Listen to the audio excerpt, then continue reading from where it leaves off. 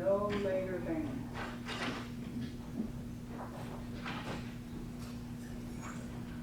Smith, you come on back around.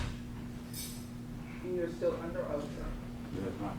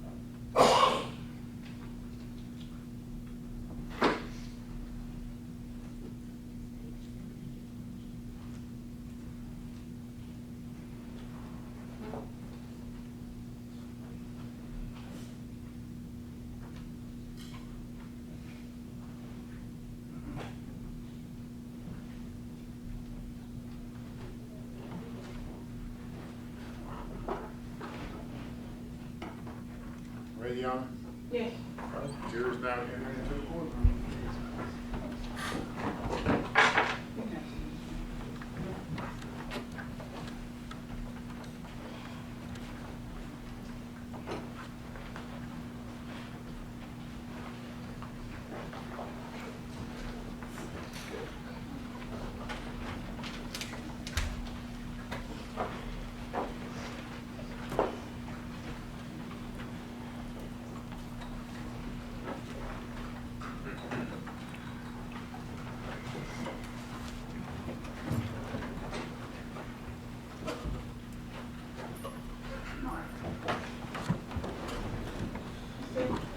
Cornelius, where we ended up, you and Justin were leaving Haven Court Apartments or Tulane Apartments. Yes, ma'am. At some point as you were leaving, did you contact Mr. Govan? Yes, ma'am. Before we left the apartment, I actually contacted him about getting my phone at the car. That's when he told me to meet him where he get a car wash at. You also mentioned that Please turn cell phones off.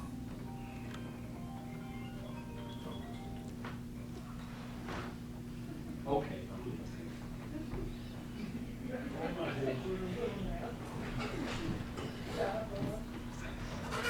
you also mentioned, I'm sorry, that you mentioned something about cleaning. About the glass there, at the window, had got shot, had shattered in the street by the house, by his house.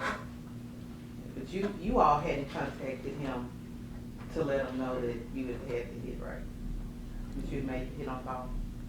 No, we told him that was, when we talked to him at the apartment, you know what I'm saying, he knew that we had just handled the business on Dolph.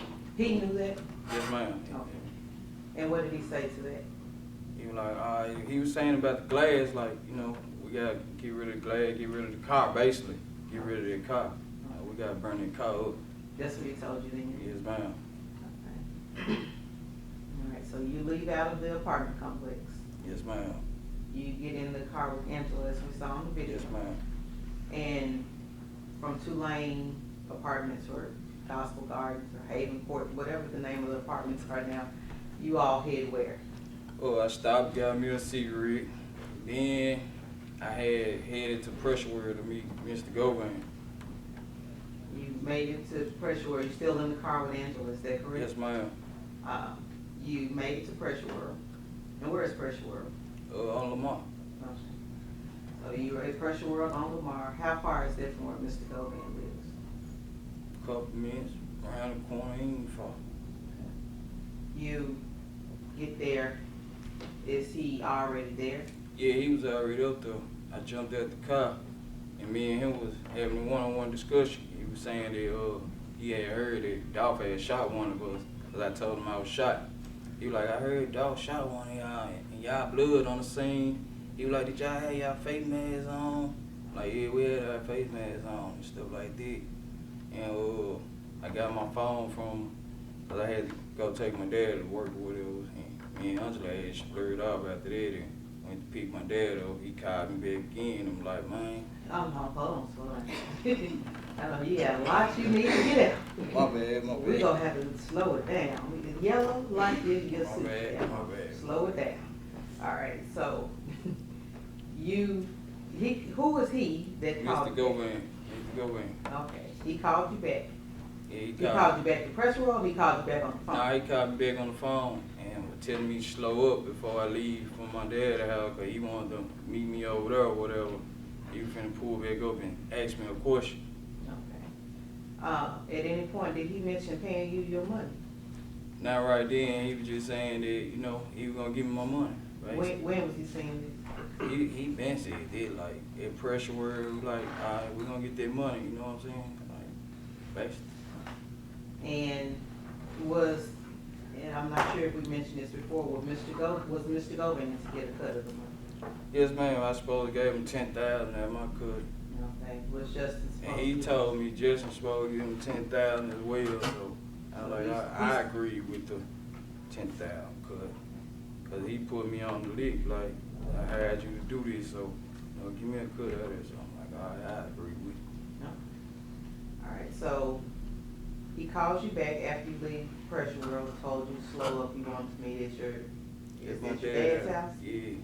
Did he ever come to your dad's house? Yeah, he pulled up. When he pulled up, he jumped out. Now the conversation, I really forgot what we were talking about right then, but it was concerning what just happened or whatever. But I like, man, give me a couple of dollars right quick so I can get me some more pills, cause he said he ain't had none, and I was shot, so I need to numb up, you know what I'm saying? He gave me a few dollars, then he left. He gave you what? He gave me about $30, $40, then he left. Okay. And that was the same day that happened? Yes, ma'am, it was like an hour or so later. Were you still with Angela then? Nah, she had left and took my dad to work for me. I stayed back so I could talk to him. Did you see Mr. Govan any more after that day? Yes, ma'am. Later on that night, I pulled back up at his house. He was on the phone with Justin at the time, and Justin was... Justin? Yes, ma'am, Justin Johnson. And Justin was talking about cash out for him some money so that I could get another wound kick, because I was bleeding bad or whatnot. I pulled up over there, he gave me a few pills or whatever. And, he gave you some, he had pills in you? Yeah, he gave me some ecstasy pills. Okay. Not oxycodone, no, he gave me some ecstasy pills or whatever. That was gonna help with your wound? Nah, that was because I had to get up the next morning, early that morning, and go get a car cover. He gave me some money to buy a car cover as well, to cover that car that was sitting across the street, He was like, first he kept saying we gotta bring the cover. But, he said, he gave me the money, go get the car cover or whatever. When did he give you the money? That night, he gave me the money. The night of? That night before. It's a lot of nights. The same night the same morning the car got discovered, the night before that he gave me the money, because I went to AutoZone that morning and got the car covered. And I was going to wait till it got dark to put it on the car, but they discovered the car. All right, so, but he gave you the money the night before? Yes, ma'am. Okay. Let's talk about what else happened the night before. The night before the car was discovered? Yes. I had went and wiped it down or whatever. Okay. I went and wiped it down. I had called him and told him that I was going in the backyard to wipe that car down. So he wouldn't, shoot at me or nothing like that. He'll know who it is in the backyard over there. Even though he lived across the Yeah, street? even though you know what I'm saying? Cause, I don't. well, I'm saying like this, in the streets, you watch your surroundings basically. So, you see some funny stuff, you get, kind of street life we live. You'll get kind of scary and you get to shoot things somebody after you. Then what it just happened, Young Dolph just got killed, so he had to be aware of everything. So, did he give you the money when you went to wipe the car down? Nah, he didn't give me the day. Well, I probably got the dates mixed up or whatever, but the day that the car got discovered, the night before he gave me that money to get a car cover. Okay. When was it, if you can remember, when you said you went to wipe the car down? It was a couple days, like around that same time I got the car cover, if not the same day, you know. Okay. I wiped the car down trying to get the prints, make sure there wasn't no prints on it. All right, when you were wiping the car down, what were you wiping the car down with?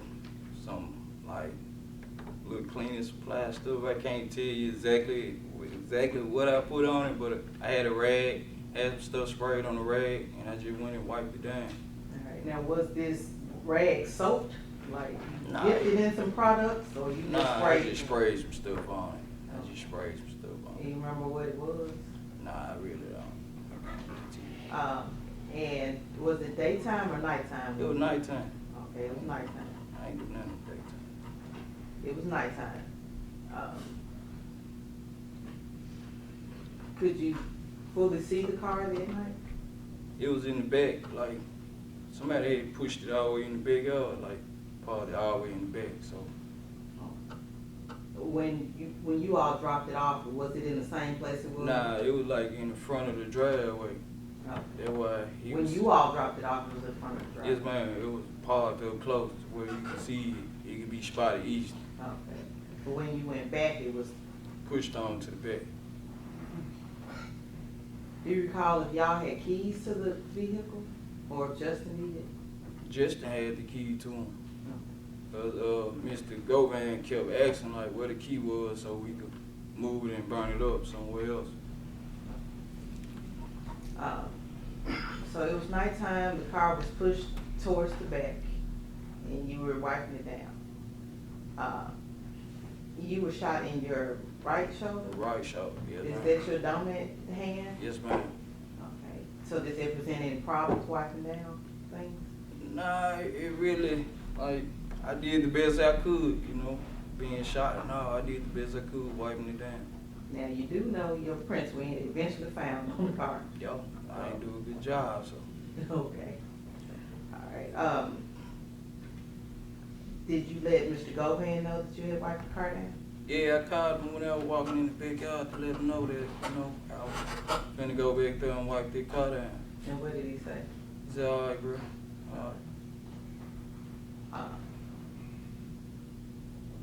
So another night or another day or so, you were asked to get a car cover. Just fine. When did he provide you the money for the car cover? Like the night before, I went and got it the next morning. Like in between midnight hour. And how did he provide you with the money? For cash money. Cash? Yes, ma'am. Okay. He provided you with cash. Had you ever bought a car cover before? No. Did you know where to go get one at? Yeah, I knew where to go get a car cover from. Okay, and did you look it up or figure out which store? Nah, it was an AutoZone close by, so you know I know AutoZone sells them. Okay, they see, okay. So is that where you went? Yes, ma'am. You went to AutoZone. Yeah, what color car cover was it? Now that part I can't tell you because it never made it out the box. It never made it out the box. Why didn't it make it out the box? Because they had discovered the car, and I was like, since they discovered the car, I'm gonna take this junk bag and get the money back and just buy me some more pills. Did you, when the day that they discovered the car, did you speak with Mr. Govan then? Nope. You don't recall speaking with Mr. Govan? No. You speak with Mr. Justin Johnson? Nope. I ain't speak to no one of them that day though. When they discovered the car, I ain't talk to nobody. And how did you know that they discovered the car? Facebook, the news and stuff like that. So, Well, that morning, like, before I went and got the car cover, I spoke to Mr. Govan, but, like, after they discovered the car, nope, I ain't talked to him. I just, the morning of, so what did you talk about the morning before they discovered the car?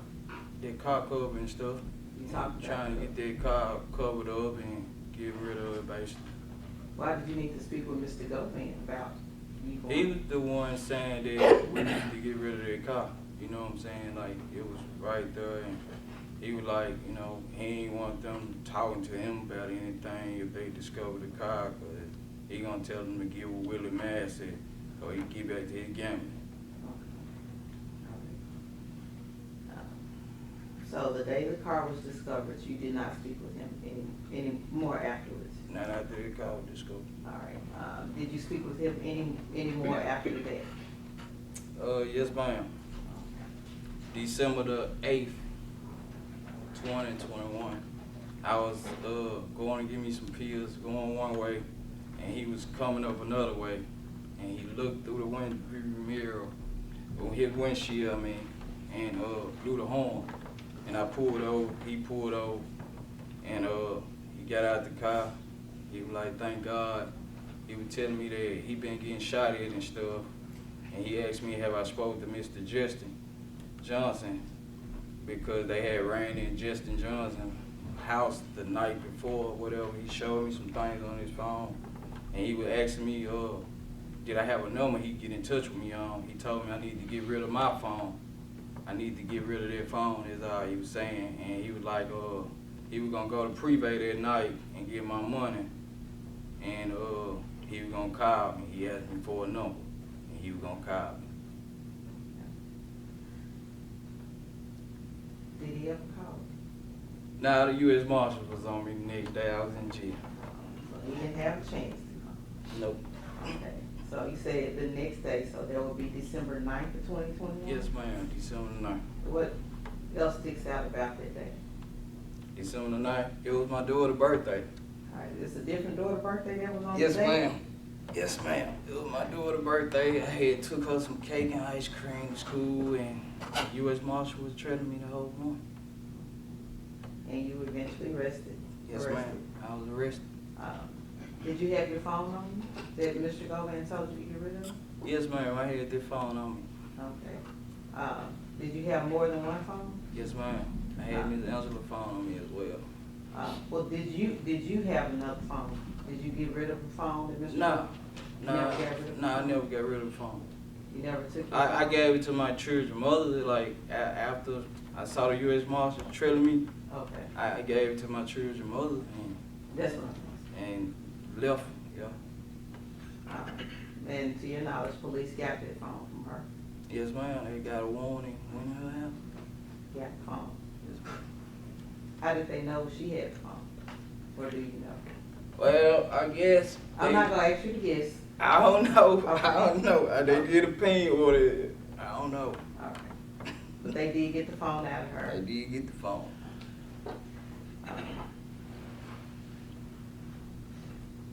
And you didn't speak to Mr. Govan anymore after that. Now, you were promised. Hold on for a second. Was that a yes or no? You shook your head. No, ma'am. I didn't speak to him no more.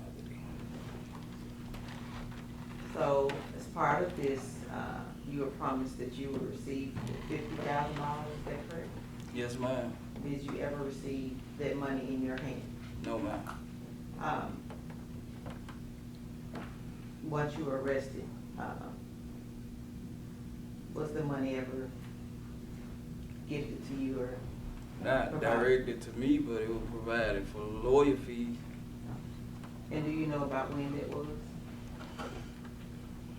Nah, I just can't. No, ma'am, I can't recall. But it was after I was locked up at 201. To your knowledge, was Mr. Govan locked up at that time? No, ma'am, he wasn't locked up at the time.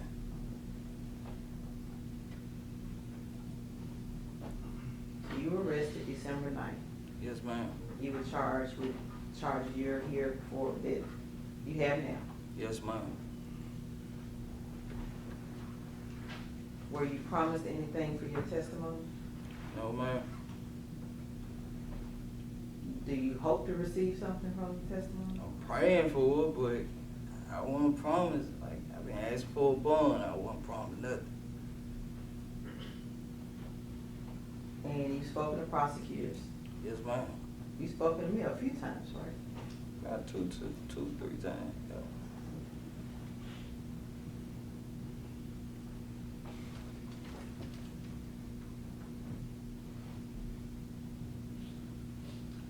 everything happened here in Shelby County? Yes, ma'am.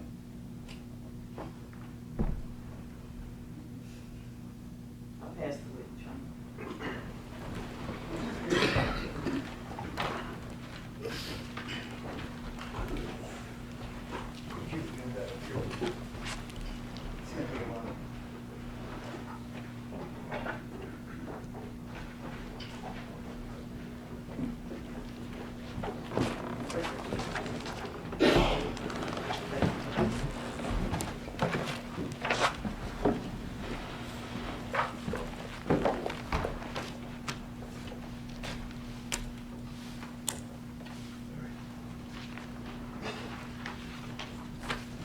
Mr. Cornelius, my name is Manny Aurora. I'm the lawyer for Mr. Govan.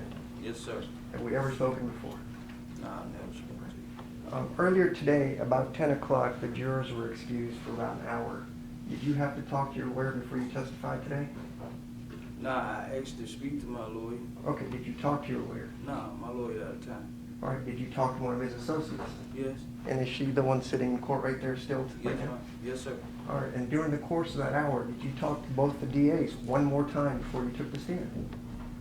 This morning? Yes. Yes, sir. So in that hour break between 10 and 11, you talked to your lawyer about whatever, it's privileged, and then you talked to the DAs about your testimony.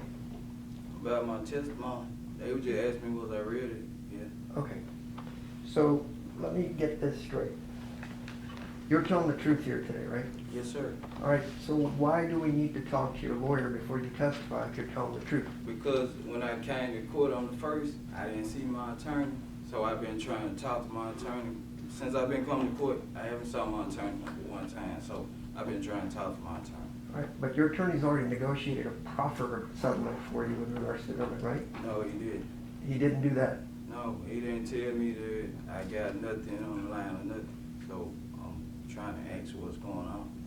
All right, so if your lawyer didn't tell you anything, you're totally on your own, cooperating with the government, hoping you can negotiate some kind of deal with the government? No, I'm just keeping it real because they already know everybody else already made statements and told their part, so I'm telling the truth too. Okay. My point to you is before testifying here today, you asked to talk to your lawyer about whatever you talked about. Then the government lawyers went in and talked to you, and then you testified. I asked to talk to my lawyer because I haven't saw my lawyer since I've been coming to court, sir. Right, so I'm trying to ask you, what is there to talk about? You knew why you were coming I'm here trying before. to see what's going on, sir. Right, going on as to why am I brought to Shelby County? You didn't know you were going to testify in a trial today? Yes, I did, but I'm trying to see what's up on my behalf, like me and him talking, like on our terms. Okay.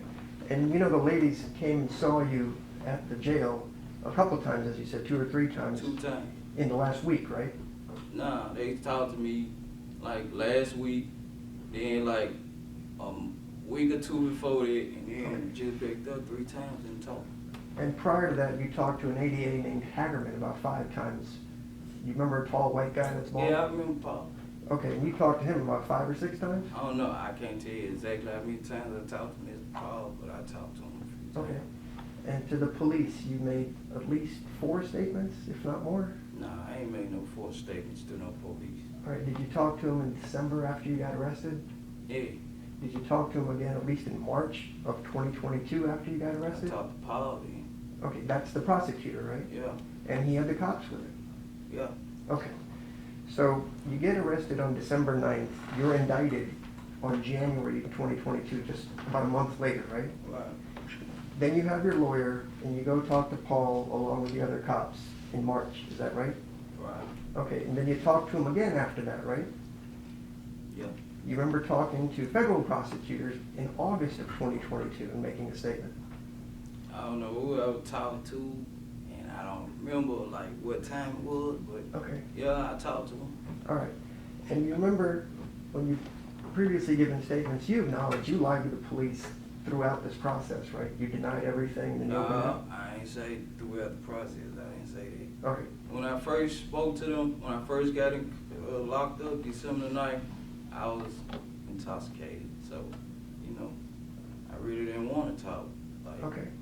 So you are now telling me that on December 9th, the police illegally questioned you while you were drunk. They didn't wait for you to I sober didn't up. say they illegally pushed me. I said I was intoxicated. And I said I would talk to you, so, but I talked to them, I was intoxicated. Okay. Your arrest is made by the U.S. Marshals. And so you would have been intoxicated at the time the Marshals arrested you? Yeah.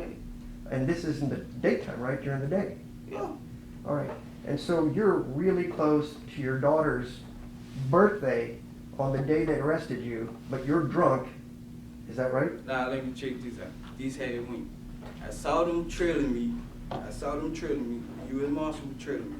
They used to follow me the whole morning from the time I got up. After I saw him, the next day they was on me. Okay. I saw them trailing me. I went and got cake and ice cream for my daughter. I dropped Angela off at work. I dropped her cake and ice cream off at the school. Then I went to my children's mother's house and dropped the phone. Okay. When did you get intoxicated? Early that morning. Okay. So Like you're... I already had me some pills that night. From that night on, I already had pills and stuff. Okay. Let's go back. The night before you got arrested, let's just presume you got arrested on December 9th, 2021. You started taking pills that night. Yeah, I went to sleep, but I had me some pills to wake up on. All right. Who did you get the pills from? Someone else. Okay. Got a name? You don't remember, do you? Nah, I don't want to put that name out there. Well, we're telling the truth now, remember? Yeah, but It's all they open. not on trial though. They not in this. They ain't got no part. They just sold the pills. So I don't want to put. I ain't finna put their names out there. So you got some pills the night before, and you stayed intoxicated through the whole day, or did you drink some the No, next morning? you don't drink on pills. You don't drink alcohol with oxycodone. I ain't say nothing about drinking. I said I pop pills. That's my choice of drug. Okay, when people say intoxicated, maybe I misunderstand. I was under the influence. I'm gonna say that then. All right. Did you take pills in the morning to stay under the influence? Yeah, I woke up and popped me some more pills. I was shot already too. You know, I was shot too. I understand. So you took the pills, but even though you're intoxicated with the pills, you know enough to go to the grocery store, to get cake, get balloons. Then in your intoxicated state, you go to your daughter's school. Apparently the teachers at the school don't mind you being intoxicated, so you drop off all the stuff for the party. Then you leave some more. You're not intoxicated enough to realize that the marshals have been following you all morning because you're sharp enough to figure that out. And then prior to them stopping you, you're smart enough to ditch the phone with your child's mother. That's what you're telling me under your intoxicated See, I've state. been taking them so long to where pills don't do me like they probably do you, and I could be aware as well. Right. And then after I saw the U.S. Marshals on me, I did go to a Family Dollar and get some Tylenol PMs and took some of them too. Okay. All right, so let's go back to the story for the day. You get up, you pop some pills, you go to the grocery store, you go to the school, then you see the marshals. Instead of being worried about the marshals following you, they just leave you alone. You go to the Family Dollar to go buy headache pills. They ain't just leave me alone. They were trailing me trying to see exactly where I was going, what I was doing. They were tracking me the whole time. From the time I got Why up. didn't they just stop you if they saw you? And you're clearly wanted to. Objection, Your Honor, cause for speculation. That's fine. They stopped you near your child's mother's house, right? No, they stopped me in Mississippi. I put them on a little. I left. I just put them on a little trail. They ain't put no lights on me till I got in Mississippi. Okay, so was it a high-speed chase or you just Nah, kept I don't going? know how speed chase. Cause as soon as they put South Haven police behind me, and South Haven police put their lights on me, I pulled over, and the marshal was right there. All right, so we've talked about intoxicated, so you were smart enough to say, I'm going to get out of Memphis, have them chase me across state lines to Mississippi, then you remember specifically They South didn't Haven chase police me. got you. They didn't chase me. I just drove, and they were following me. They were trailing me the whole time. Okay. So I just went on to South Haven, Mississippi, and they followed me and put South Haven police behind me, a marked car. All right, so in your intoxicated state, you went in this Sunday drive, essentially, where you saw the marshals trailing you. Then you were smart enough to recognize South Haven police was also involved. Is Look, that right? this how I am. I'm from the street, so Yeah. you know, when you driving, you pay attention to all your mirrors. You know what I'm saying? So I pay attention to these cars following me. You know what I'm saying? And I knew that if they was some hitters, they would have pulled up on me and just shot the car up. You know what I'm saying? So I went ahead and went on to Mississippi. When I was in my baby mama's apartment, matter of fact, they pulled up 5-seat car deep, number 10 in windows. So I knew that was police. What kind of cars were following you? It was Jeeps, all kind. You know how the marshals ride, you know. Well, You know. marshals usually have those big SUVs and Suburbans, but you're saying like a Jeep Wrangler? They had Jeeps, they had all kind of cars. Okay, They was in unmarked cars, tinted out. all right. So I'm gonna try to go this slowly. If there's anything you don't understand, just ask me to repeat myself, okay? Yes, sir. I have no quarrel with you. I respect what you're trying to do. I just want to ask some questions, I ain't okay? got no problem. I respect what you trying to do too. When we first started this morning, you had mentioned you'd been shot twice and you were losing a lot of blood. Is that a yes? Yes, sir. And you said it was gushing everywhere out of your arm. You had to get medical care. No, I got a wound kit. I never went to the hospital. Understood. But you used the word a lot of blood, blood everywhere. Is that fair? Yes, that's what I said. Okay. So as you're bleeding with blood everywhere, you got into the Mercedes to make your getaway. Yeah. I didn't even recognize I was shot at the time when I was in it. It's like, man, like when I got in the car, I didn't recognize I was shot. But you saw you were bleeding. No, once we pulled out Okay. and he shot the window, that's when I know I had a hole in my, I wasn't bleeding then. Okay. When the car left, as it's leaving Makita's Cookies, you get shot in the arm. I don't know when they got shot. I said it earlier. I don't know when exactly. What point I was shot at, I don't know. But once we pulled out and we was driving crazy, that's when Jesse said he was straight. And I looked, I'm like, dang, I'm hit too. And I kept asking him, was he okay?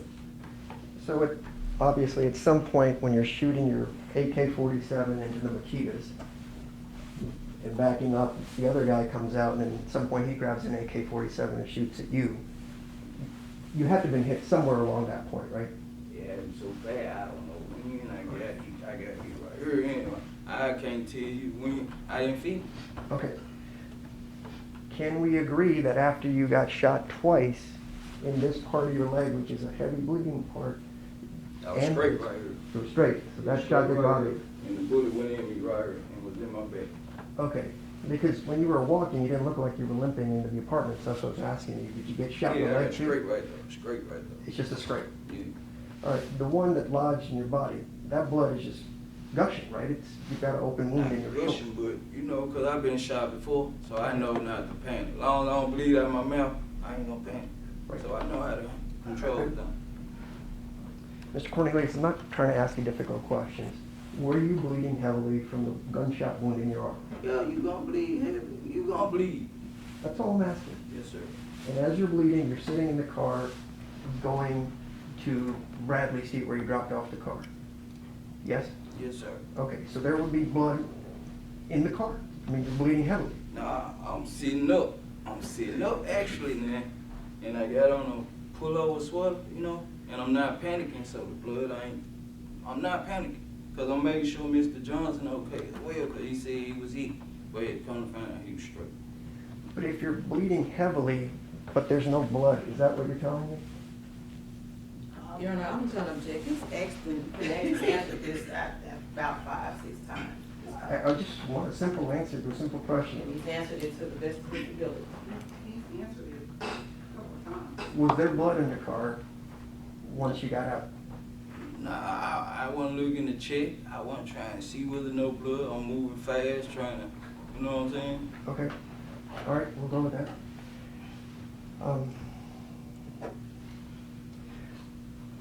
And you mentioned that Justin had the car keys, is that correct? Yes, sir. All right, so when you guys dropped off the car, Justin got into his SUV that he left across the street from Mr. Govan's.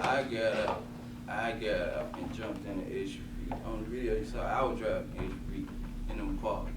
I'm not talking about the apartments. Remember when you dropped off the car? Let's focus. When you guys dropped off the white stolen Mercedes, Right. you said across the street from Mr. Govan's house. Right. You and Justin got out of the car. I got out the car to move the truck. You had to move the truck out the yard first to pull the car up. That's what I'm saying. Okay, so you did that. Yeah. Whose truck was it? It was Justin right here. All right. Who drove the truck away over to Two Lane Apartments? I did.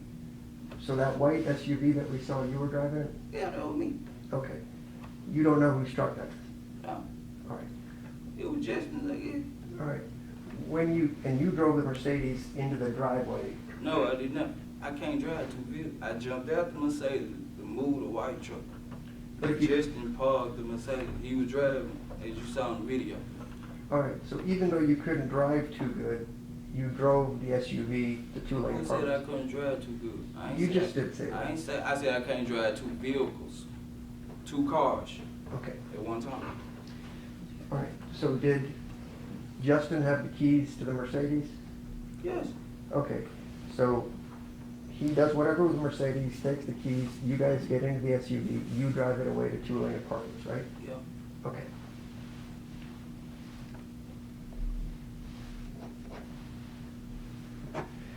I want to get into the AutoZone. I know you don't remember, but the car was found on the morning of December 20th, 2021, which is about 3 days after the shooting, okay? December the 20th. I'm sorry, November the 20th, 2021. We'll work with that, right? You're now saying that the night before, which would be around midnight, I think you said, of the 19th, Mr. Govan gave you some money for car cover? Yes, sir. All right, and you said around midnight or so he did that, right? Yeah, in between that time, Okay, many hours. all right. You mentioned at one point that he paid you with Cash App, and then at one point you mentioned he I ain't paid say you with nothing cash. about cash. So these jurors didn't hear the word Cash App come out of your mouth at I all? said he paid me with cash. Okay. He gave me cash to go get the car covered. Did he ever pay you any dollars with Cash App? No. Okay. So he gave you cash. Did you go get the car cover? I went and got it, but I didn't go inside the store myself. Okay. So now let's go back. So you're telling me when this happened, on the night of the 19th, you were with your girlfriend, Yeah. Angela? Yeah. Okay, 'cause you didn't mention that when they were asking me the question. So let me get What this you straight. mean? What you saying? On the 19th, the night before the car was discovered, you cleaned that car, right? Yeah. Angela was with you when you were cleaning the car? She wasn't with me. She dropped me off. All right, where did she go? I told her buzz a loop, buzz a block, right around. So I Okay. called and told her to come back. All right. She wasn't with me. So you said you called Mr. Govan to tell him that you were gonna clean the car so he wouldn't shoot you, right? Yeah. So did he come out to visit with you? No, he ain't come out. Then how did he give you the money that night to go get a car cover? I went back over there. I ain't say it might have been that same day now. I said it might have been the next day, but I went over there to get some pills. Or it might have been later on, because I went over there to get some pills or whatever, to stay up, some extra pills, once again. Right, And but he you gave understand, me the money to get the car covered. you understand, we're running a little bit out of time because you told us under oath that he paid you on the 19th of December of 2021 in the evening hours around midnight. Then I said it might not have been that day. It might have been the next day. You know, it might have been like I probably had the days mixed up. Like the day before, I probably went and wiped the car. Then the 19th, he gave me the money for the car cover. Well, see, there's a little problem with that. The What's car the was problem? found on the 20th that morning. Okay, So if you wiped the car down the night before it was found, that would be the 19th. You'd agree with me, right? exactly. And if he also paid you at the same time, that would be the 19th, right? Yeah. Okay, so if you But the got... time, like the time of what time, like exactly what time this took place, what I can't remember that. But it was all at night. Yeah, like midnight, early morning. Okay. And you went to the AutoZone to buy that night, and you just... Nah, I ain't go that night. I went that morning to get that car cover, because I wasn't finna put it up. The AutoZone ain't no 24-hour AutoZone where we get, no way. Okay. What time did you go to the AutoZone? So they open up early in the morning. So like 7 in the morning. Can't tell you exactly what time. Okay. I finna see that light. Who'd you go with? Me and Angela. All right, so now you've got Angela involved in covering up the murder, like hiding evidence, right? She's helping you get this? No, I ain't ever involved with doing nothing. She wasn't hiding nothing. She wasn't doing it. Nope, not finna lie like that. All right, so when she picked you up at 2-lane apartments, what happened to your clothes? What happened to my clothes? Yeah, the bloody clothes. We had changed out at 2-lane apartments. Where'd you get the clothes? We got them 2 line partners. Like from who? Whoever they was, I don't know that good. So they just had something to fit your size to wear those Yeah, clothes? you see, when we went in and we came out, you see, before Angela pulled up, we had on different clothes when we came out. Okay. You see that on the video. So you remember that part, right? Yeah. Okay. You went to the AutoZone. You ever been to an AutoZone yourself before? Yeah, I had cars. Security cameras everywhere, right? At the AutoZone? I don't know about all that. All right. Would it be out of the ordinary? You've gone auto part shopping before. You just said you've been there before, right? Right. All right. Do most businesses that you frequent have surveillance cameras? Of course. All right. So your car, what car was it that went to the AutoZone that morning? The SUV that picked me up. So Angela's car. Yes, sir. So if I was to call AutoZone to get surveillance, I could easily see the car coming and going. Yes, sir. All right, and if I went inside, I could easily be seen on the surveillance cameras because, you know, they have it for shoplifting and all that. Angela would be front and center, right? I ain't gonna say front and center, but I told her to go get the car cover. All right. And Go so, get a car cover, universal car cover. all right, and so if it's around 7 in the morning, she used cash to buy it. You get a receipt even if you use cash, right? Right. Okay.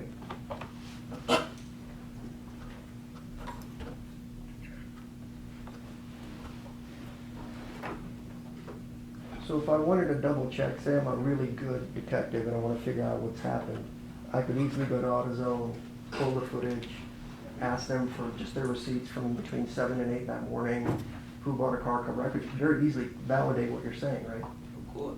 Okay. We agree on that. Thank you. With regards to Mr. Govan, you talk to him almost every single day, right? What you mean? Like you would hang out at his house. Yeah, I go through there, grab a few, pull up on them. Yeah, I mean, you talk to him pretty regularly, right? Yeah. Right. So if you say, hey, he called me or he did this, you could have communicated with him for any reason. You have to take your word for what it is that you guys talked about, right? When you talking about? Well, I mean, you're a little vague on the date, so I'm just asking you, if you met him that summer, I'm a little big on the date. a little fuzzy on the date. Yeah. I've been locked up about almost 4 years. Right, but you've also talked to the police over those course of the 4 years, especially in the first 6 months. But Then not you- like this, not like. But I know, because there's pressure here when you're under oath, but I'm saying, and you've also It ain't talked no with, pressure, cause I'm telling the truth, ain't no pressure. I'm being real. your truth is your truth, I understand. You've talked to these people about 9 times essentially, the government lawyers, right, prior to testifying here today? I can't tell you exactly how many times I talked to them, sir. Okay.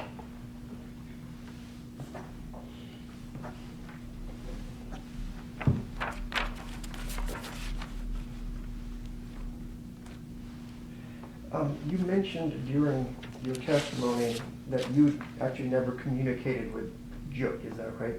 Nah, I never communicated. Well, I did, to be honest with you. I forget I had, like, after they found the car or whatever, and, man, I wasn't talking to, Justin or him. So I had, inboxed him on, one. Well, I forgot what it was, and I'm like, man, I'm going home, boy, man. I need to holler at you, girl. I'm trying to get my money. You know what I'm saying? So who were you communicating with?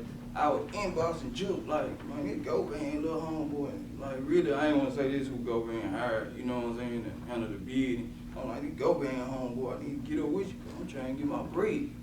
All right, so when you said inbox, is that an email? I forgot what I had, hit the man up on, I forgot what it was. Okay. And the reason I ask is you didn't want to give up anything or do anything, but earlier, when you first met Jook, you said Mr. Govan introduced you as Little C, the guy that done the shooting of Wu, so we already knew you were a shooter. So why would we need all the cloak and dagger if you're trying to reach out to Jook? Nah, because, look, this had went, man. After the shooting or whatever, after they discovered the car or whatever, Justin had got with me and was like, man, look, man, Jook saying that he'll get with us on his own terms or whatever, and don't trust Govan or nothing like that right now. You know what I'm saying? He was like, so in my eyes there was so many crosses. You know what I'm saying? Like Justin had ran out with the cake or whatever, and I couldn't trust him. I couldn't trust nobody. You know what I'm saying? So I was like, man, I'm gonna take initiative on my own and hit Jook up on these little I forgot it was Instagram or something. You know what I'm saying? And I was like, man, this Govan homeboy. You know what I'm saying? Like, Sure. he'll get up with you. Really, I need my money. Did you ever text Mr. Jook at all during the course of all this? That's what I was saying on a website, like on Instagram or Facebook, something like that. I forgot what it was. I ain't have his number personally. I could not contact him, like call his phone and say, Jook, where my money? No, I couldn't do that. Okay. Could Angela do that? No. So nobody. Angela ain't know nothing about no Jook or none of these. Like, no, she couldn't just hit Jook up. She don't know him or Govan. Okay.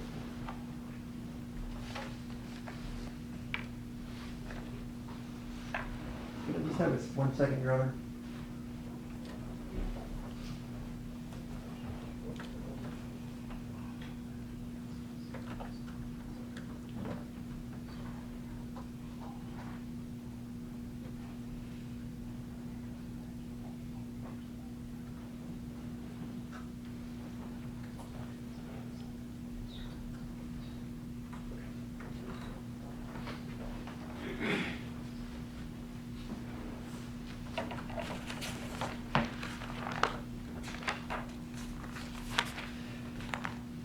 We talked a lot about parking the car across from Govan's house, but you recall some hours ago you said your friend Bobby Carter lives across the street from Govan as well, right? He stayed like across up the street, like close towards the corner with his mom. All right. And they called each other brothers. Him Okay. and Govan. So your testimony to me now is when you told him whatever about Bobby Carter, that he didn't remember how they will. Now you're saying Bobby Carter lives up the street. He stayed across the street, but houses down from where they caught was. How many houses? I can't remember, about 3-4 houses, close to what that is? Bradley? Nah, Bradley is the street they stay on. Close towards what's the Crossway Street? I'm not from Memphis, I don't know. It's been a long time. I ain't been out there. I can't tell you. Right. The reason I ask is you also mentioned you just lived a couple minutes from Mr. Govan's house, right? Yeah. Okay. So you live a couple minutes from Mr. Govan's house. Bobby lives across the street, some 3 houses down. And you and Bobby did the first shooting of Wu when you guys had a shootout with Mr. Wu. Is that correct? Yeah, me, Bob, and Justin, and we got Mr. Govan gave me his gun. Okay. His gun. So now Govan gave you the gun. I understand that. Was Treon Ingram also there for that shooting? I don't know none of them folks. I don't know none of them. How many people were there all together at the first shooting of Wu? At the shooting, At the at shooting. the house, at Mr. Govan's house. Okay, let's try this again. You went with Bobby Carter and you said Justin was already there. We all met up at Mr. Govan's house, and me and Bobby jumped in one vehicle, and Justin and another guy was in another vehicle. All right. So when they asked you before, now there's a 4th guy that was going to do the shooting with you guys, right? It's you, Justin, Bobby, and a 4th person you don't know. Right. Okay, so you guys drove off and found Wu and had a shootout. Yeah, he had told us Wu was at the house, Mr. Govan. So Mr. Govan knew exactly where Wu was. They At the they date knew and the exactly time. where Wu stayed Okay, so did you shoot up his house? at. Like I said, the gun had jammed up. I was on foot walking up, and he was coming at the house. And the gun Mr. Govan had gave me had jammed up. And I had to jump behind the tree, and Bobby was trying to get to me. Okay.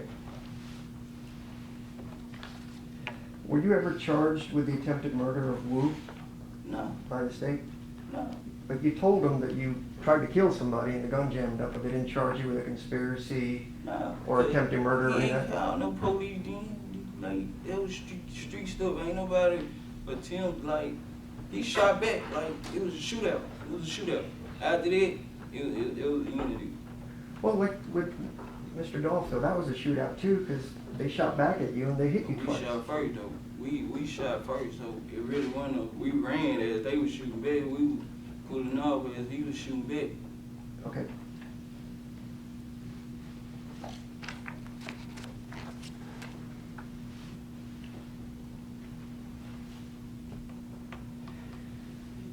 In your statement to the police in March of 2022 and Mr. Hagerman, do you remember telling them that two masked men met you prior to your arrest and gave you $50,000 in cash inside a brown paper bag? No, I ain't tell them nothing like that. All right. Did you tell them about? Okay, you didn't tell them. Got it. At some point, money showed up for your lawyer after you got arrested. Is that right? Yeah. All right. And then you were talking to the police, and they asked you what did the money mean, and you said it was understood that you were on Jook's team. Is that correct? No, I ain't say nothing like that. You sure? Because I got it on video, so I'm Yeah, just going to on ask you Jook again. team. Yeah, they said, is it understood what you were going to be doing that they paid for your lawyer? Nah, I wanted my money. The hit already been done. You're in prison, and $38,000 or $50,000 or whatever just shows up to pay your lawyer. Is that correct? Yeah, the money came. All right, and that came from Mr. Jook's I don't know CMG who side. it came from. So it just magically appeared. I don't know who it came from. Like I said, I couldn't call nobody. I don't know who it came from. Do you remember talking to the police on August 10th of 2022? Probably did. What was he? Well, I'm going to show you what was said, and we're going to go through it.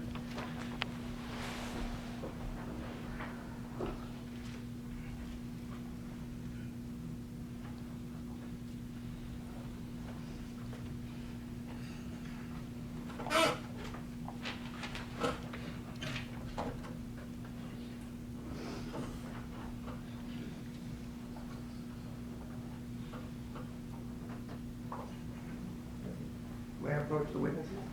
You can give him I want you to read paragraph 17 to yourself, and I'm going to have a handful of questions. And Your Honor, can we approach, You you may might have to put that down, please. hold on for just a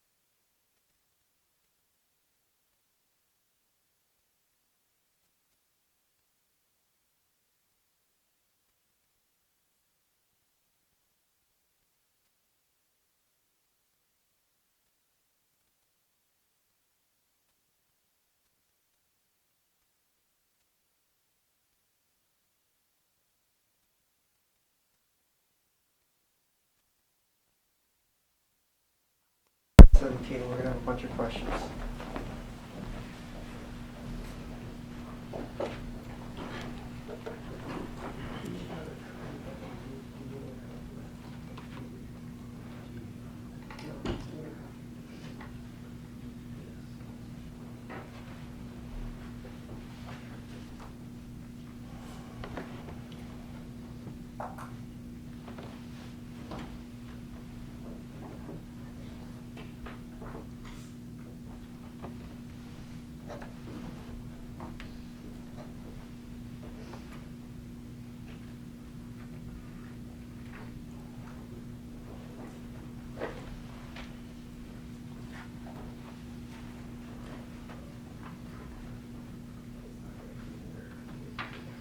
Mm-hmm.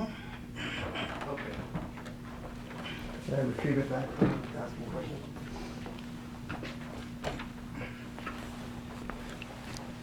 You remember talking to agents back in August of 2022. We've established that, right? All right. All right. Who is Vanessa Covington? My sister.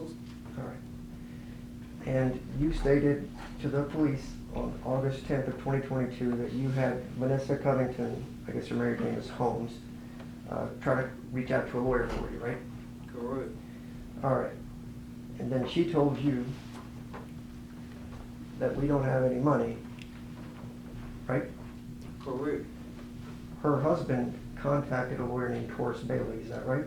Correct. And that you told her that you needed to get word to Mims through Arthur Horn, attorney for Anthony Mims, correct? Correct. So you told your sister to reach out to Jook's lawyer, Arthur Horn. No, I did not tell my sister that. I told the lawyer that. Okay, so you told your lawyer, reach out to Jook's lawyer, Arthur Horn. To get him money. Okay, But he didn't represent me. all right. And so the lawyer did get some money from Arthur Horn. Yeah. And Arthur Horn is Jook's lawyer, right? Yeah. Okay. And then at some point, Mr. Bailey advised you that payments have been made. Yeah. And it was supposed to be $50,000, right? Supposed to. And there's no trail of it, it was just cash, is what he told you, you got paid cash. Yeah. Because Mr. Horn didn't want this coming back to him, so he just paid out cash to Mr. Bailey. I don't know how he got paid. I don't know. Yeah, he got paid though. All right. When he got there. And then Mr. Bailey backed out of your case shortly thereafter, and another lawyer came on your case, right? Mr. Bailey wasn't able to represent me because the judge won't allow him. Okay. At the time, the judge at the time. So he's been paid in full, either be it 50,000, 30, whatever it is, he's been paid. And then he gets you another lawyer, right? Right. And the same 38,000 in cash shows up for that lawyer, right? Right. All right. And you guys talked about that cash, and in fact, your lawyer during this interview with the police in August said, whoa, whoa, whoa, whoa, whoa, this money's all documented and all that stuff, right? Your lawyer talked for a while trying to explain where this money came from, right?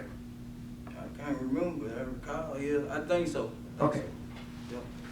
And then one of the detectives also jumped up and said, now that they paid for your lawyer, it was understood that you were with them, or words to that extent.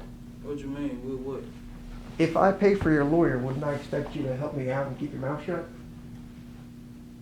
No, not necessarily, because if you bring me a part of this, and then you know what I'm saying, like you make your statement to the police, and you hire me to do this and make a statement and turn me in, then you know, right, wrong. I might as well go with, you know, the same person that hired me and made a statement on me. I might as well just, you know, keep it real and tell the truth. This is who hired me, right? And then there you go.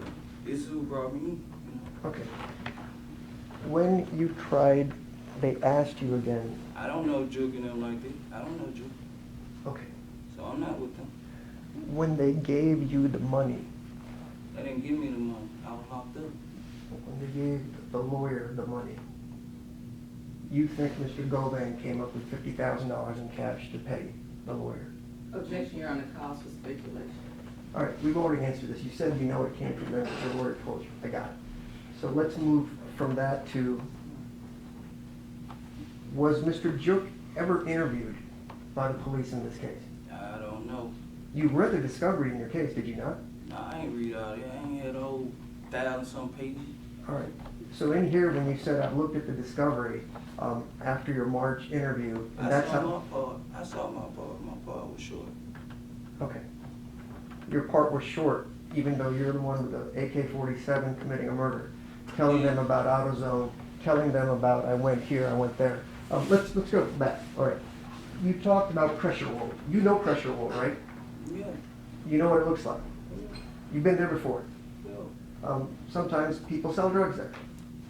I don't know about I don't know what go on in prison word like that. I can't say all that. All right. I can't say all that. You said you've been to pressure. What did you go to pressure wool for? I went up there with him to get it, Mr.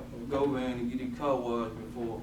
And then I went the day of the shooting and I met Mr. Govan up there. All right, so is it your testimony now, after I just asked you, you've been there before and you know what it looks like? You've only been there twice. Is that your I testimony? can't tell you how many times I've been to get a car washed, sir. Okay. You live in the same neighborhood as Mr. Govan, just a couple minutes away. Yes, sir. The pressure roll is just a couple minutes away from both you guys. Yes, sir. And you know what it looks like. Yes, sir. And you've been there. Yes, sir. Have you been there without Mr. Govan? No, sir. Okay, so is it fair to say then you're saying you've only been there twice in your life? I can't tell you because I've probably been there 2-3 times with him. I don't know. I just can't tell you, sir. Okay, so it was, I went there to get my car, he got his car Objection, Your washed. Honor, ask them answer. Why don't they, well, I'm sorry, Your Honor, I apologize. you went there one time with Mr. Govan so he could wash his car. Get it caught what? Okay. And the next time you mentioned it was to pick up your phone. If you want to say that, yes, sir. I went back to pick my phone up from him at the car wash. He told me to meet him where he get his car wash at, because I already knew. So, you know, I went there and met him. And then there may have been other times you went to the car wash with Mr. No, Govan. I'm not saying all that, sir. Okay. I'm not saying that. When you go to pressure wolf, you do notice there's cameras all around the building and there's only one way in and I out. don't notice all that, but it might be. Okay. So if I'm a good detective and you say I went to pressure wolf, certainly they would have gone to pressure wolf, seen the cameras and asked for the surveillance footage, right? I Back don't up know what what they did, sir. I can't do their job for. I don't know. I can't tell them. I don't know what they did, sir. All right.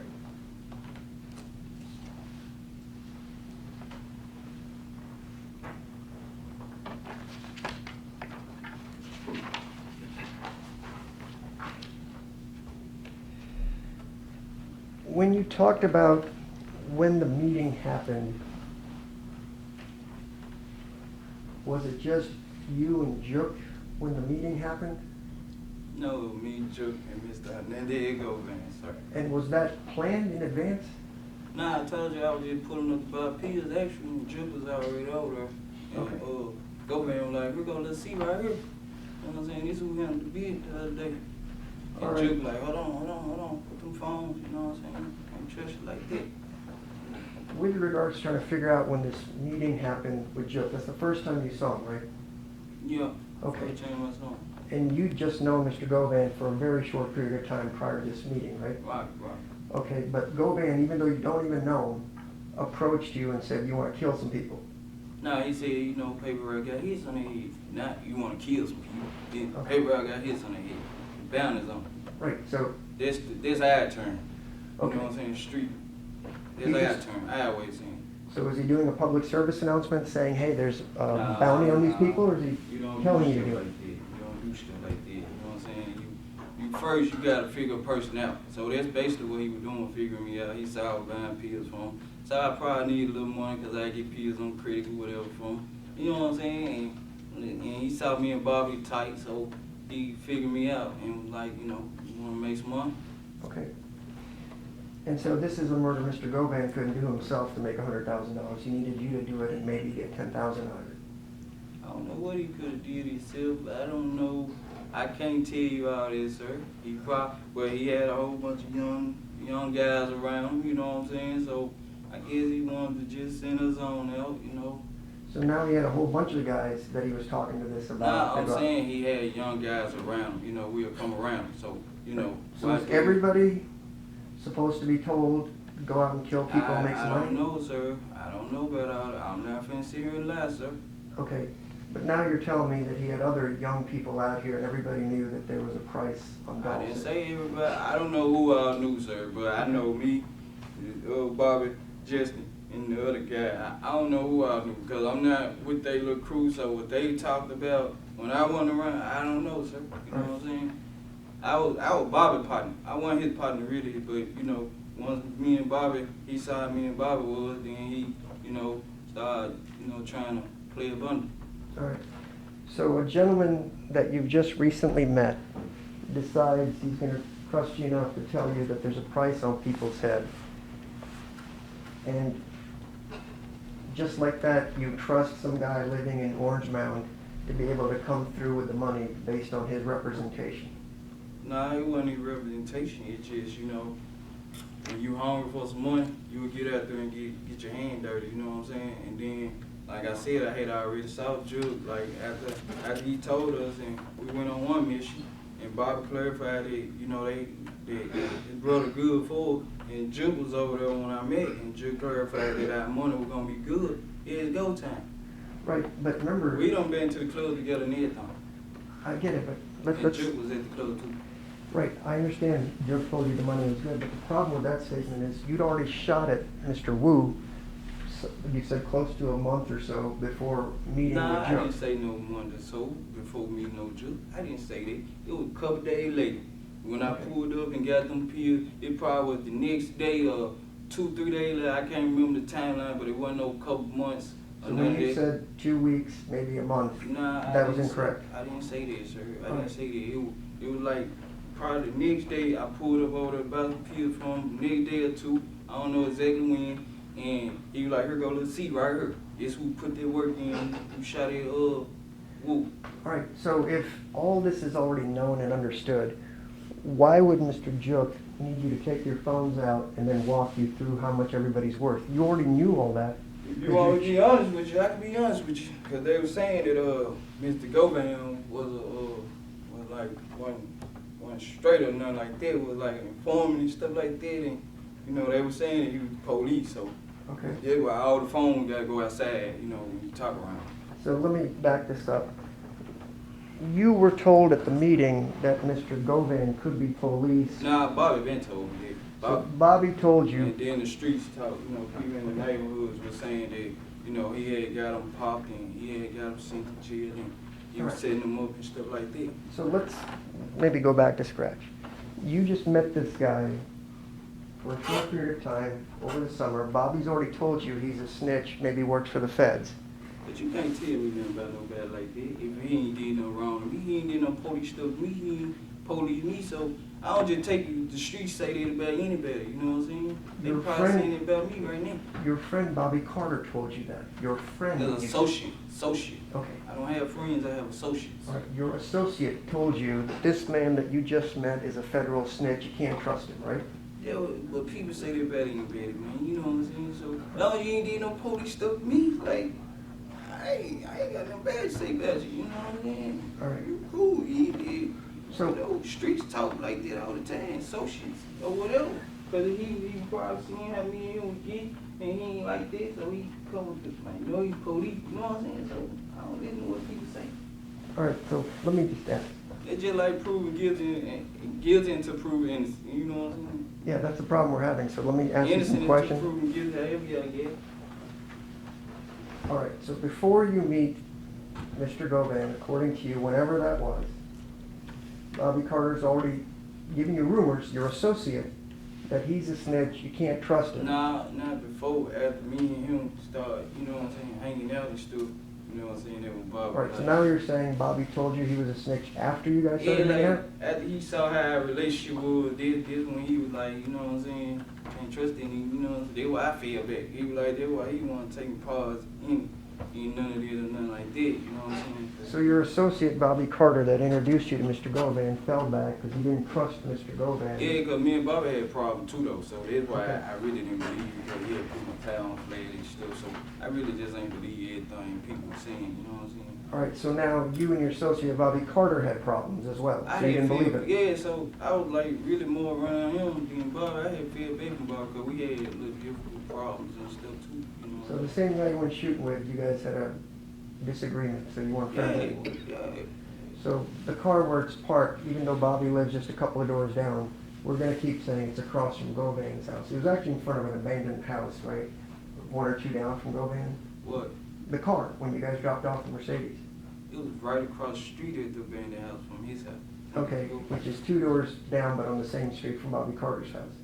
Yeah, it's on the same side as Bobby, you know what I'm saying? Right. On the same side as Bobby, but right across the street from his Govan house. Did Bobby ever tell you, call you and say, why is there a fancy Mercedes sitting in front of my house with a busted window? I wasn't talking to Bobby at the time. Bobby texted me and said, you niggas ain't gonna fuck with me. It's actually in my phone, so Okay. Bobby the one, I don't know. When you talked to the police regarding the meeting, you said the meeting took place around the time Braylon Murray was murdered. You remember that? Who? Braylon Murray. Who was that? Could I show him on the exhibit, please? I want you to look at the highlighted portion of paragraph 9 of the debrief for the defense.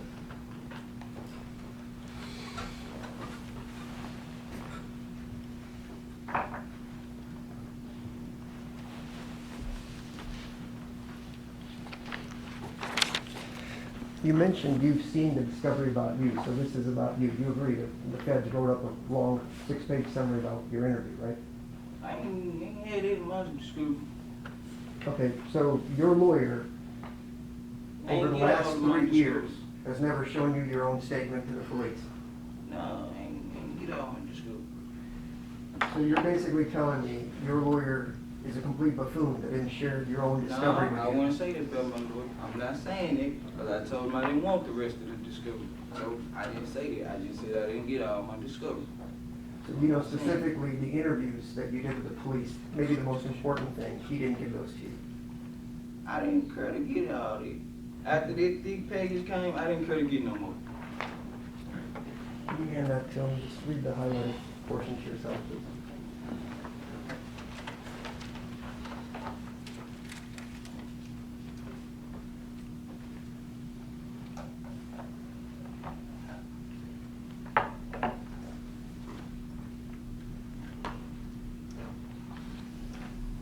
I don't know who that is. What's the nickname?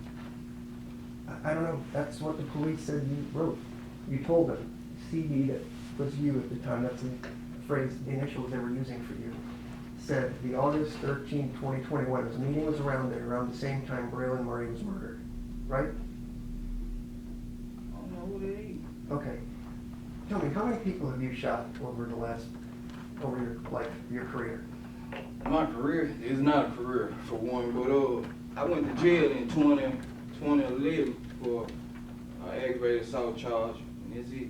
Okay, but I'm just asking you, how many people have you shot? We've got Wu down, who else? I haven't shot Wu. I shot at Wu. It's a difference. All right, tell these nice people in the jury box, how many people have you shot at? One. How many people have I shot at? Yeah, Wu, and I shot a guy in 2011, and Dolph. That's it.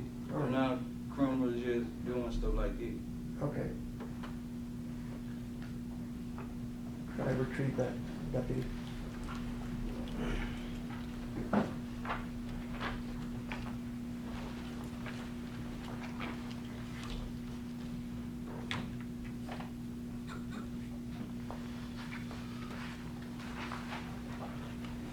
You got arrested on December 9th in that intoxicated state we talked about, correct? Mm-hmm. You gotta say yes or no. Yes, sir. I was under the influence. Okay. The police still interviewed you on the 9th, is that correct? Because I said I talked to him because I figured long as I don't incriminate myself, they'll let me go. Okay. And then do you remember your girlfriend, Angela Arnold, talking to the police on December 14th? I remember. I wasn't there. I was locked up, but I remember. All right. Do you remember calling from the jail on December 12th before she gave her statement to talk to her? Yeah. All right. Do you remember asking for an alibi from Angela so you wouldn't be mixed up in this thing? Alibi? What you mean? That you didn't do it? No, I probably did. 9 times out of 10 I did because, I'm trying to get out of it. And then you also called Shay. Is that Letitia Jackson? Yes, sir. And you also talked to her on December 12th, talking about what exactly happened, that you were being charged with murder. Remember that? No, I don't remember. That's my birthday though, but I don't remember. Okay.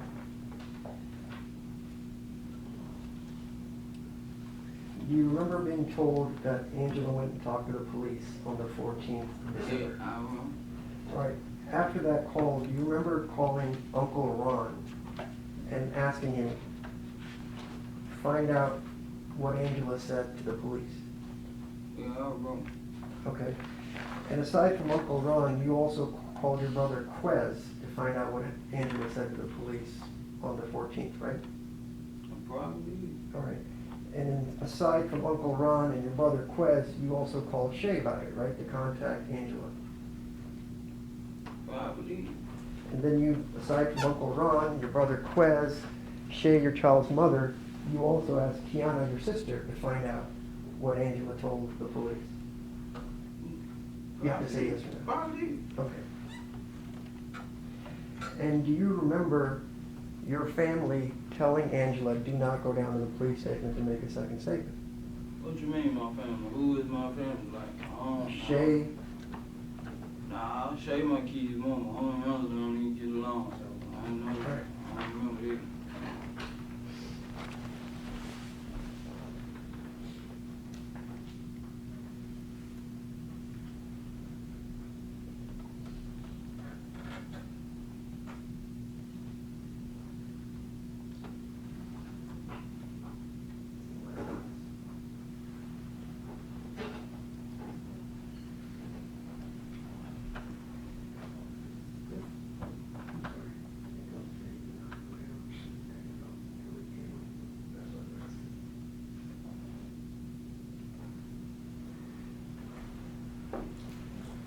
Deputy, could you show him the jail recorded phone call from December 15th, 2021, right here, please?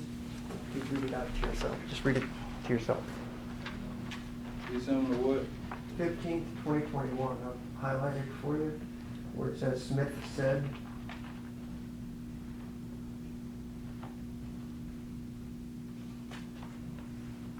Oh, yeah. Okay, so if I could retrieve that back. You remember telling your family, tell Angela Arnold not to go down to the detective's office until you came home? But, That's a yes, right? yeah, I read it right there, I see it. Okay. And then underneath it, you can look at it as well again. And you also tell Uncle Ron, go talk to Angela before she goes back to the police. Yeah, I read it right there. Okay.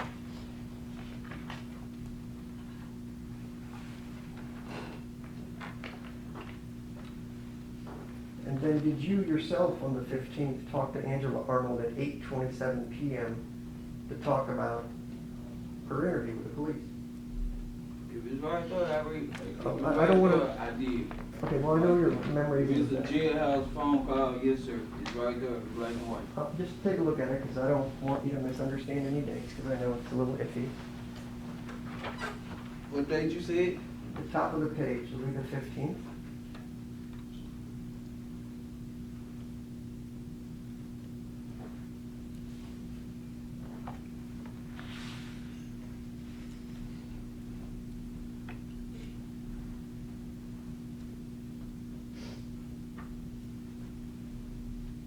Mm-hmm. Could I get that back, Deputy? So that day, you asked Angela, tell you what she's going to do, because you wanted to figure this shit out, and you don't want her going down to the police until you get out so you guys can go with a lawyer, is that right? Well, I don't know. That part ain't on there, but yeah, till I get out. Yep. Yeah, okay. And then you also told her to say she doesn't know anything about it. Keep up with the false statement that she's already made. Nah, cause she ain't make no false statement, so, you know, she told them what she knew. But on the 14th, she said she didn't know anything. I don't know what she told them. I wouldn't nurse her, you know what I'm Okay. saying? But she told them she what she knew, and, you know, So, she had no idea that this was gonna go down before it went down on November 17th, right? nah, she ain't know till November 17th. Right. She ain't know till the date. When she picked me up, I had to go and tell her and keep her aware of what was what, and quit with her, make sure to stay happy, man. Make sure she stay happy. All right, but then you also used her to go buy the car cover at AutoZone Yeah, 2 days that after was the fake. shooting. That was after the fact. Right, but at that point, she knows she's hiding evidence, right, by buying this car cover trying to hide the car. Nah, she ain't know she had no evidence or nothing like that. Angela Green, man, she ain't know nothing about what she was doing or nothing like that. I just told her go buy a car cover. She ain't know what car it was for. Okay. So even though you guys committed a shooting in a car, you didn't tell her anything about it, just said go buy a car cover. She was like, okay, I'll do it. Nah, I told her I got shot and stuff. I said, man, just go in there and get a universal car cover for me. You know what I'm saying? She ain't know what car that car cover finna go on. She ain't So- know that. You've just been shot 2 days earlier. She picks you up at a strange apartment that she doesn't live at where you've got bandages. You tell her to go buy a car cover and she doesn't ask any questions? Nah, I told her, man, I did tell her that, you know, we just got into a little shootout and, you know, I told her it was a $1.5 million hit on Dolph head. That's what I told her, you know what I'm saying? Sure, so you told your girlfriend that you were gonna get $1.5 million for killing Dolph Yeah. shortly after that, right? Yeah. And then it became $1 million. Then it No. I told her 1.5. Okay. But it was really 100,000. I never said no million. I never said no 200,000. Whatever you trying to get it, I never said that. I didn't get anything, I just have paperwork in front of me, so when Angela testifies, I'm gonna ask her, she'll say that, I agree with you, the 1.5 million was the first thing you mentioned, so you didn't mention to her $1 million. I ain't say no better. You didn't mention $500,000 to her. No. Right. Did you mention to her that you talked to Shay, your child's mother, and said you're gonna use that money to buy a house for them and live happily ever after? Nah, I ain't, cause I ain't never said no stuff like that to Shay, man. I ain't say we were living happy ever after, man. I just said, you know, I was gonna, you know, make sure if God would've, well, I ain't gonna say if God, cause God don't bless evil, but if I would've got away with it, and I would've got the little 50,000, I would've blessed my children's mother with about 10 so they can get them a house or something, and I sent their text messages, and it wasn't no, we gonna be happily ever after and all that, nah. Right. Do you remember when another lawyer named Luke Evans, I think, was a lawyer, he asked you about that and you said, I was just running game on her, doesn't mean anything. You ran game on Angela, right? No, I ain't run game on them. Who'd you run game on? I ain't run game on nobody, cause my children's mother was gonna, you know, get in, I was gonna put them down in the house. You can't buy no house for no 40,000 or nothing like that, you know. He's gonna find it for me. Yeah, you just running, you know, running game is like just telling them like, you know. Lying to them, essentially. No, I wouldn't say lying, it just, you know, man and women talking. She know me, I know her. She know I'm full of shit, I know she full of shit. Basically, All right, they just so put a smile on each other's face, laugh, something to laugh about. Deputy, could I have you, I'm looking at page 153, please.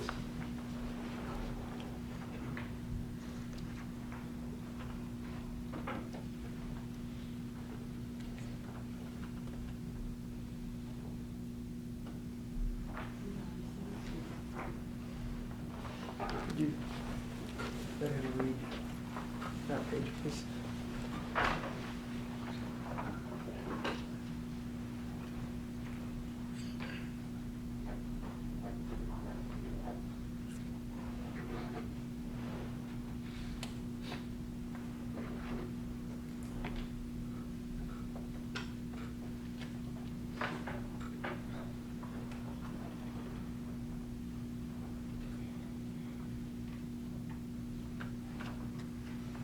Could I retrieve that, Deputy?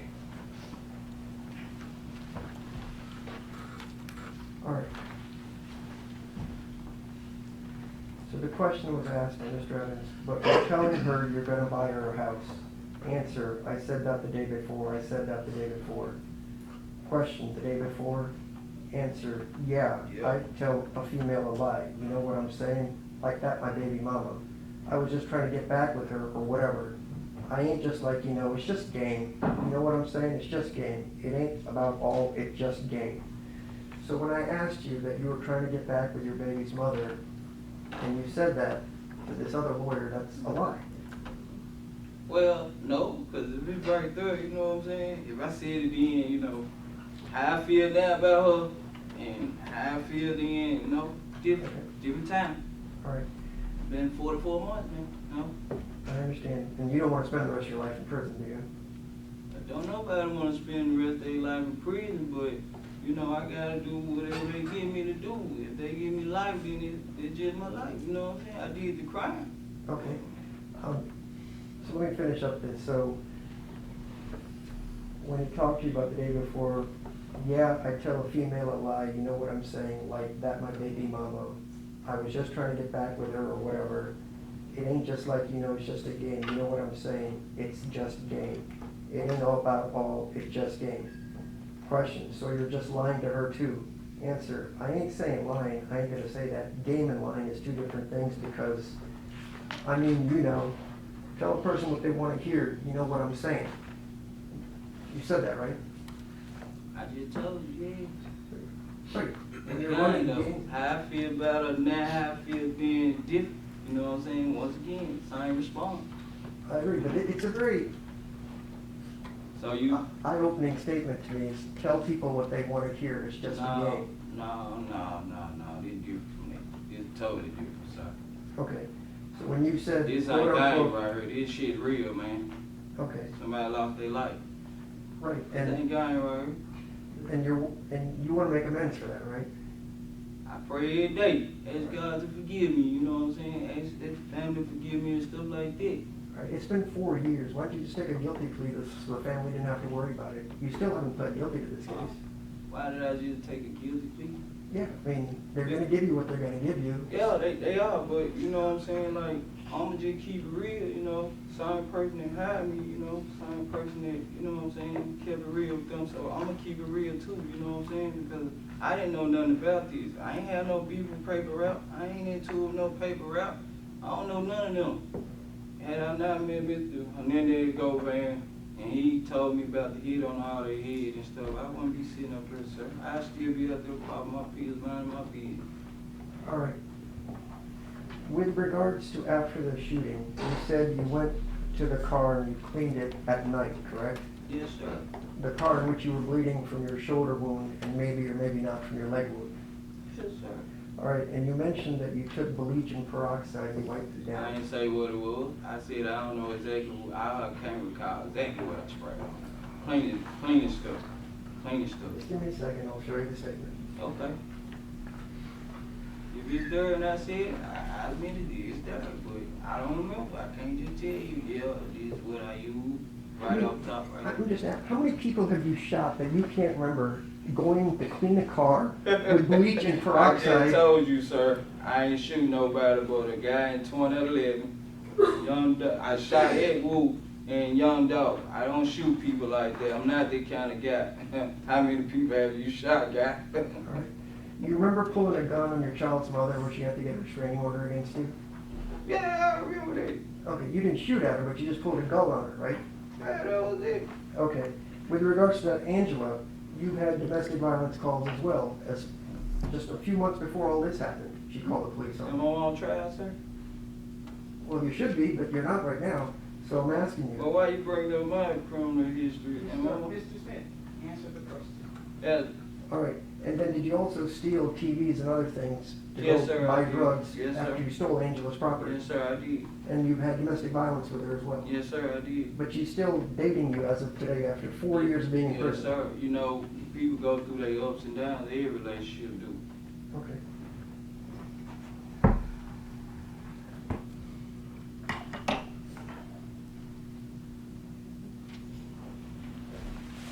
I'm going to refer the state to page 158 and 159.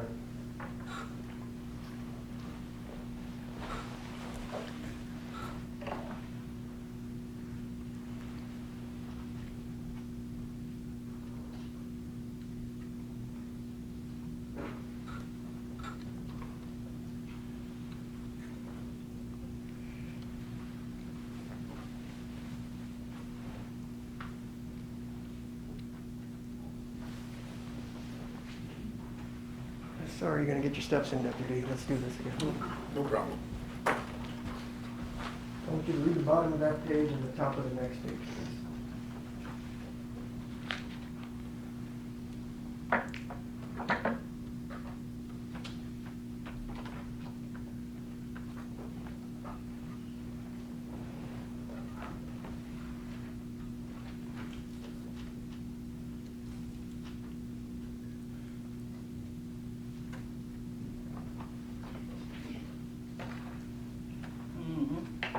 Could I have it back, Deputy?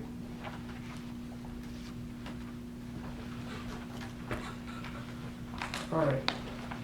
So the question you asked,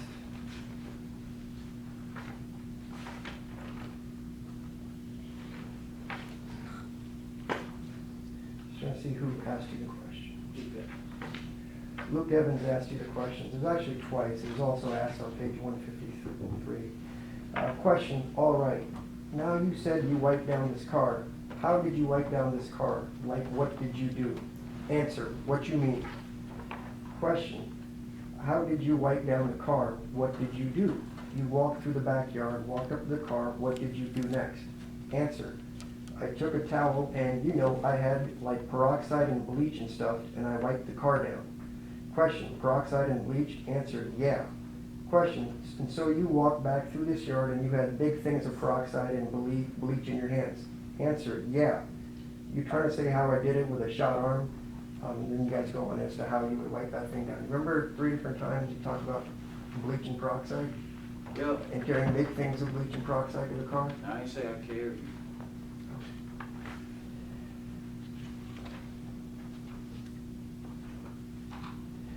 Question, and so you walked back through this yard and you had big things of peroxide and bleach in your hands? Answer, yeah. I had it on towel. I ain't say I carried no beat, because I remember him asking me, now you shot and you holding all this. No, I ain't do all Let's this. see it again. You know, again, I'm asked and answered several times. It keeps changing. We'll give him a chance to clear this up.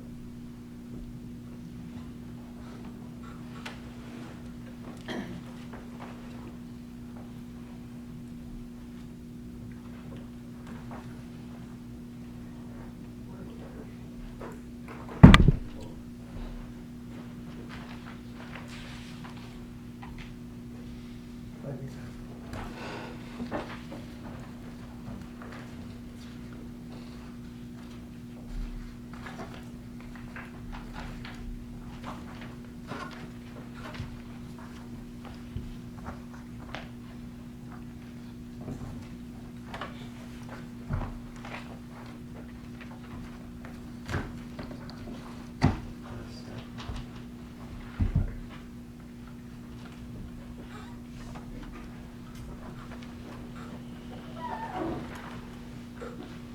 I'll just ask you again.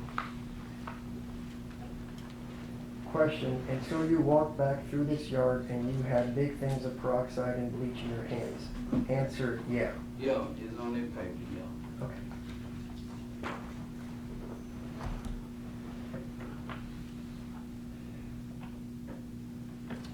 At some point in one of your interviews, you mentioned that Justin Johnson gave $500 to the neighbor next to your father's house along with a letter. You remember that? Yeah, That happened, right? yeah, All right, and the lady that lives next to your dad's house, is that Vivian Ferguson? yeah. All right. And so she was given $500 by whom? I wasn't there at the time, but I believe it was Justin Johnson. Okay, so Justin Johnson arguably would have gone to your dad's neighbor, a lady that's like a grandma, Miss Vivian Ferguson, if I remember correctly, and gave her $500 cash, I'm guessing? Yeah, Okay. And then at some point after the shooting, you went to Atlanta, right? I was coming back from Atlanta when he had took that 500 as well. Okay. I'm not gonna ask if you know when the 500 went there because I'm certain it's gonna be blurry for you, but after the shooting, you went to Atlanta. Yeah, All right. And then arguably when things cooled down, you came back and there should have been $500 waiting for you with Mrs. Vivian Ferguson, right? nah, I was on my way back from Atlanta when he gave her that 500. I was already en route back to me. All right. So she would hold the money for you Yeah, until you I got was back. just a few hours away. Okay. You have any idea when that was? Nah, I can't tell you. Okay.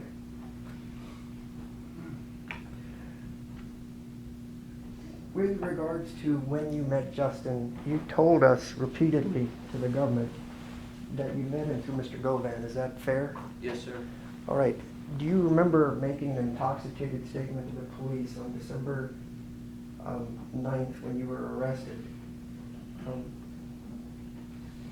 That you met Mr. Johnson through another rapper that you knew as miscellaneous. It's like $MISC. You remember saying that? Nah, I don't recall it. Okay. I was under the influence, sir, so I don't recall none of that interview at all. I'm just gonna be honest with you. On December the 9th, the day I got locked up, I was high. My mugshot said I don't remember nothing. Okay, so let me back up that day that you got locked up. You were high, but you went to the grocery store, knowing enough it was your daughter's birthday to buy cake and balloons. You went to the school to drop it off. You then were alert enough to notice that, Nah, I did say I went by Family Dollar, got a Tylenol P. I'm getting there. You were alert enough to notice that you were being followed by law enforcement, but instead of whatever, you decided to go to the Family Dollar to get some headache pills. You then drive through Mississippi or to Mississippi. Yeah. And then you're alert enough to know that suddenly not just the unmarked cars, the Jeeps, the DeSoto County Police was also following you, right? And then they Nah, stopped they you. pulled me over. They pulled you over. They follow me. They come behind me. That's what initially made the stop to pull me over for the U.S. Marshals. All right. Was this on the side of the road? when Yeah, they pulled you? pulled me over on the side of the road. Okay. And so, was this near your child's mother's house? Nah, they was in Mississippi on Irway. All right. Because when we talked, State line. okay, when you talked to the government, you said you were able to get your phone to your child's mother, so you gave her some evidence, and the police figured it out. Was that before or after the police were following you? And they were following me doing the whole time. I didn't know, but after I left my daughter's school, which was right around the corner from my mom's house, I dropped her out. Okay, because you didn't tell when the government asked you what happened next. Now you're saying after the school, you remember in your intoxicated state, you drove to your child's mother's house and left the important cell phone with her. Listen, after I left her house, that's when I went to Family Dollar and got the $10 PM. Because I knew they were following me now. When I was in her apartment, they pulled a 5-car deep. I was able to get on out of there. I went to Family Dollar, got the $10 PM, and then I just shot on out. Okay, so let me get it straight now. So when you went to your child's mother's house, just so I have it, it is now your testimony that they were there 5 deep. They pulled up 5 cars deep. As I was out there talking to her, they were pulling in the apartments, and I told her to move, and I pulled on off. Okay. So as you're at the apartment, you see the cops, they somehow just let you get away when They pulled was up? unmarked. They were U.S. Marshals. They was unmarked. I guess they were waiting on me to meet somebody, make a move. I don't know why they ain't get me right then.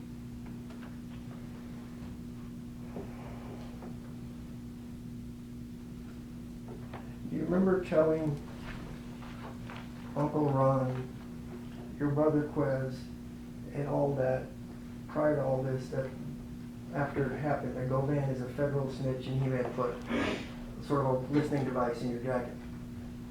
Oh yeah, I remember saying. Okay. You remember at one of your many interviews, they showed you photos of weapons that could have been used at the time of the shooting. Do you remember that? You had to identify photos that they were showing you of guns? Probably did. I can't just. Okay. Yeah. All right. I think this was one of the non-intoxicated interviews. I'm just going to ask you. Okay. Well, One of the guns that they showed you, you said was Justin's and it's old. You remember saying that? he was on a picture with it. No, it was just a gun. Uh, They sort of did a gun lineup, I guess, if you were. You remember that? I don't remember. All right. You remember being shown an AK and some other handguns, and you said those were Angela's guns. You remember that? No, I don't remember that. Okay. I remember being shown some guns, but I don't remember that. All right.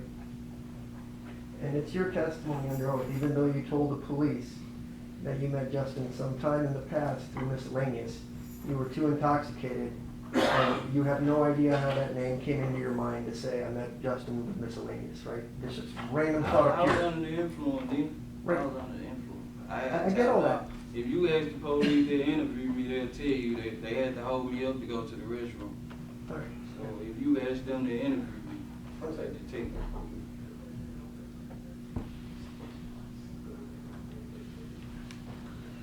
All right. And so the first interview where you said miscellaneous did this, and you had a long interview with police. Not once did you mention the name Govan, right, in that first I interview? never told them nobody did this. I never told them nobody did that. I never said like, and I never admitted to doing this or being a part of this or nothing in the interview. I'm just trying to figure out, all the people in the world you could have picked, you said I met Justin through miscellaneous. Why miscellaneous? How did that come to your I mind? don't even know no miscellaneous. I'm just being honest, sir. Okay, I was under the influence. all right.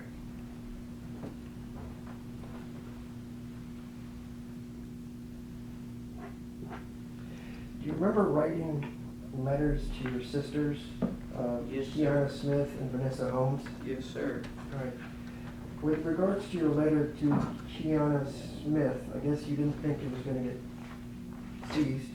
That was dated 3/3/22. That would be March 3rd, 22. You remember that? Yes, yes. Yes, sir. Okay. You're basically saying that Angela's lying, LMAO. Angela said she was scared, blah, blah, LMAO. she's fucking with my life, with her lies. You remember all that? If it's there, I wrote it. All right. If you want to see it, I'll show it to you. No, I know this is what y'all's calling for escape. Right, and you go on and on about her lying ass and all that other stuff. So the interesting thing there is, you talked to your sister about a separate case here in Memphis, in the Holly Bobo case. You remember that? Yeah, when I was explaining my lawyer history, who my lawyer was that would represent me or whatever, I was just telling them like his history, Sure. who he all represented and stuff like that. Okay. And it says, he being your lawyer, he said, that's the only way I will not do life in jail. And ECT Maine, what is ECT? Is that right? Yeah. Okay. Maine just got $50K for this. He talking about one of the men in Holly Bobo case where they raped and killed her, period. He worked with them and they let him walk free.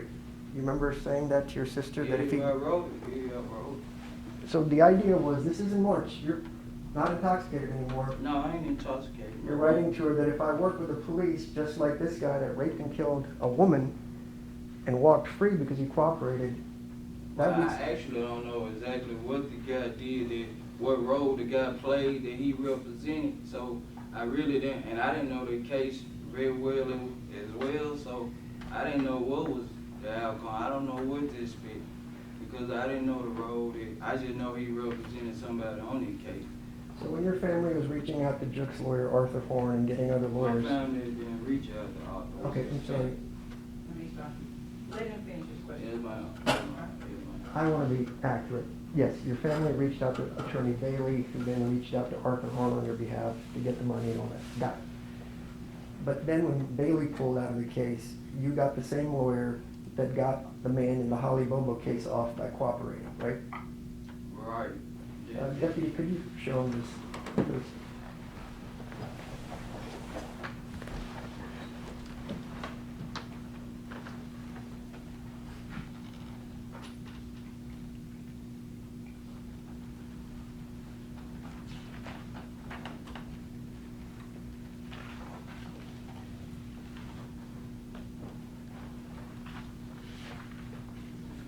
Yeah, I see. Okay, if I could have it back, Deputy. And this is your handwriting, right? Yeah, that's mine. Okay. So again, I'll read it. He said that's the only way I will not do life in jail. And then you said he talking about one of the men in Holly Bobo case where they raped and killed her, worked with them, and they let him walk free. That's what you said to your sister about what you were going to do and what you expected to have happen, right? That was your expectation. Yeah, I was saying what my lawyer had, what my lawyer had did for their client, which I don't know that man role in the Holly Bobo case. I don't know what role he played in that case. Okay. So I don't know how he got to walk free. I don't know what he did. You know what I'm saying? Like what role he played in that woman jail for whatever. So I was just telling them what his history was. Right, but you chose the one lawyer that you're talking about that said, his guy to cooperate and he walked free on murder, and we're here on a murder, right? Well, you got somebody to walk free before, so I didn't know exactly what my lawyer did. Like, I was just telling them his history. You know what Okay, I mean? well, how do you know that I've gotten somebody to walk free before? I heard about you. You're a good lawyer. Okay. I'm not sure how, we've never met, right? No, we never met, but I did ask to talk to you. TV. Okay, and I have talked to you, I did ask to talk to you through the jail and stuff several times, right? Did you ask to talk to me? Yeah, did your lawyer tell you that I called multiple times to try to talk to you before trial, and they said, no, I couldn't talk to you, do you remember that? No, I don't. Your lawyer didn't tell you that? Objection, Your Honor, relevance.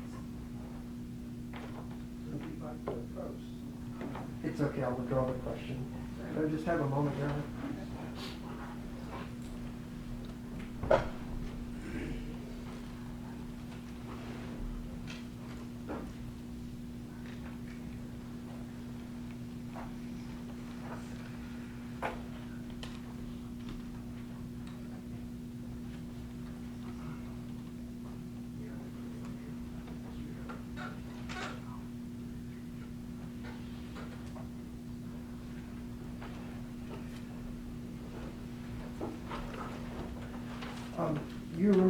talked to you, it seems like a lifetime ago, where we talked about Gotti's, Arthur Horn giving some money for your lawyer, and I asked you, are you on the team and all that, and you said you don't know what I'm talking about. You remember that?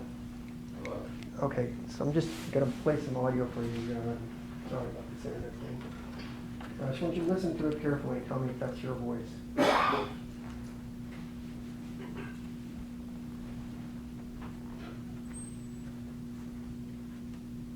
That this was like, was the message given to you that like this is for you to be on their team and not talk?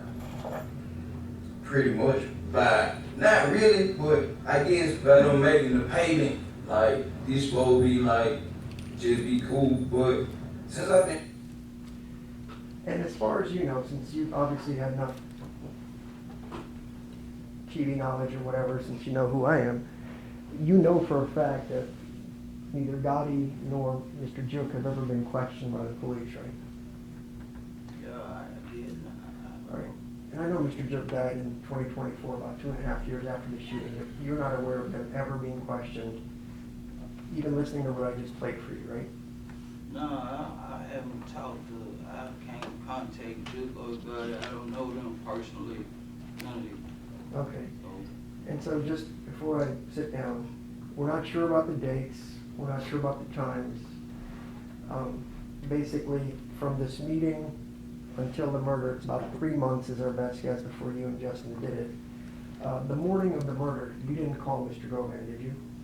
no, we talked to Govan the day before, like when we was already out that day.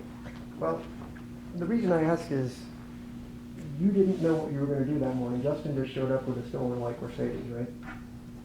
No, we did, we knew they had turkey drive, like I said. I'm not talking about turkey guys. When Mr. Johnson picked you up, he showed up with a white Mercedes. You didn't know he was coming with a white Mercedes, right? No, I ain't know he pulled up in that car. Right. And you didn't know what guns he was gonna bring. No, I did not. And you didn't know if you were gonna see anybody that day, because the turkey drive been going on all week, right? It's No, like, we, like I said before, prior to this, was the day before, we was already out. So we knew that we was, you know what I'm saying, he already let us know, Mr. Govan already let us know, like, y'all gonna get some, and we like, we gonna get some, we ain't just settled for nothing, we gonna get something, we out hunting, we Okay. on the move. and when you happened to see Mr. Dolph, since you said you're not familiar with PRE and all that, even though you shot at Mr. Wu some months earlier, how did you know that was him? If you don't know much about PRE, how did you know that was Dolph? I told you, I listened to Dolph. I knew Dolph, that's the only one I knew of. I Okay. used to listen to him. Well, the car that we saw is very dark tinted windows. Everybody know Dolph cars, all on the sign. Okay, so he's got a G-Wagon? Yes? If you know everything, then all his cars are the same. Nah, like, all of them got like little military stuff on, but he was in there the day before at the gas station. But you said when you got there, you didn't see him, he was Nah, already but it was gone. on the internet. It was on the internet. Okay, so when you now say that Govan told you about these turkey drives, you have access to the internet where you live, right? And you can see all the Instagram blowing up that he's doing all these turkey drives on your own. You knew that, right? You didn't, Yeah, we all knew that they were doing turkey drives. right? Because it almost sounds like we're being a child, right? You commit a murder and you're like, Govan told me to get rid of the gun, or Govan told me to get rid of the phone, or Govan said hide your car. You've been a pretty good criminal until then. You know you're supposed to do these things, right? You don't need it spoon-fed from that guy to say, hey, maybe hide the evidence from the murder, right? Actually, I didn't know anything about the hit until Mr. Govan brought me in. He the one hired me to do the hits or whatever. I didn't know anything about paper route having no hit. I didn't know anything about Justin Johnson. I met all that to Mr. Hernandez Govan, who's sitting right there. All right. And Jook was supposed to give you the money. And you met him and he told you he would. No, Jook wasn't doing all the talking. Mr. Hernandez Govan was doing all the talking, like I said. Jook was like, put them phones outside, and he was just like shaking his head, like whatever he was saying, like the money gonna be good. That was Mr. Hernandez was talking. He was like, you know what I'm saying, this little C right here, this All what right. he did. So the guy that you just met, that Bobby Carter, your associate, said might be a snitch, that's who you're listening to. Can we play this clip that you told to the police? Okay, sorry, we have to switch computers, everybody.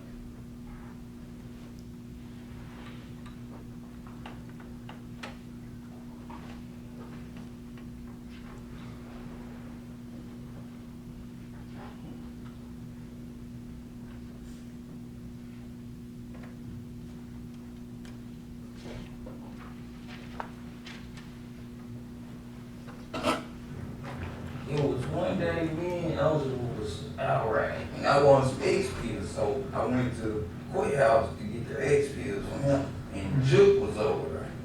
And when I walked in, there was one quick told Jook, this little seat right here, and mine, Jook was like, is a hit on all of them. First, he said, take all the phones outside, you know. He ain't say my phone, he said quit phone. I passed my phone to make it feel comfortable. So, took the phone outside, and Jook was like, is a hit on all they had to get him, and he got us. And I can't recall like exactly when it was, but that's what he said. Thank you. You remember saying that when you had this run-in with Jook just by chance, that he was doing all the talking about the hits? Assuming this is true. Yeah, that Govan was too. Mr. Hernandez Govan. So what I'm hearing, when you say it was That's just, me. right, and Jook also knew that Govan could have been a federal snitch, that's why he made you move the phones I out. don't know nothing about that because I don't know Jook like that. I don't know what Jook knew about Mr. Hernandez Govan, but that was what I had heard, that he was a federal snitch, and every time somebody said that he'd shoot at him, so that's why I ain't believe him, so. But you said earlier, about an hour or so ago, that even Jook knew about him being law enforcement, and that's why he made you take the phones outside. That's what they said, but I don't know what Jook knew about him, because I don't know Jook like that, you know what I'm saying? But that's what I was assuming, you know what I'm saying? Like, that's why he tell us to take the phone out. That's what I was And assuming. you're familiar with CMG, right? I know the artists, yeah. Okay. I don't know them personally. With regards to knowing Dolph and his music, you've heard of the song 100 Shots, right? Yeah. All right, so you know people have been trying to kill Dolph for 3 or 4 years prior to you doing it. Yeah. All right, and you know that CMG had people all over the country trying to kill him, Los Angeles, Charlotte, etc. You know that, right? You read about it because you're a fan. Yeah, I don't know exactly who it was or nothing like that. I don't know, but I know they been having beef. I know they won. All right, and Yo Gotti's very successful, wealthy, all that kind of stuff, right? Yeah. So of all the people that they could have hired to kill the biggest name in Memphis, they pick some no-name guy that sells a couple of pills on Bradley Street in Orange Mound to set you up to go kill somebody instead of paying some real professionals what they're doing, even though he's been shot at repeatedly in other places, right? Yeah. Come from Mr. Hernandez Govan, he was saying I ain't want nobody on their camp doing it, so that's why he had us Okay, on the team. yeah, Govan set it all up, right? Yes, sir. Okay. That's how I met. That's how I knew about it. I ain't know nothing about it. You didn't know nothing living in the streets, that there was a price on Dolph's head, and that he'd been shot at, even though you know I his know music. he been shot at him, been shot, but I didn't know that, like, to connect with Jook, to talk about, I do it, no. I do it, pick me, no. Mr. Hernandez Govan, how me to do the job. I appreciate your time. No problem, appreciate you. Darn, you have it, like, I need to check on something, I may have a couple more questions for, we need a break from the break, we need to take a break. Let's stand in a brief recess. Court stands in a brief recess. Jury following.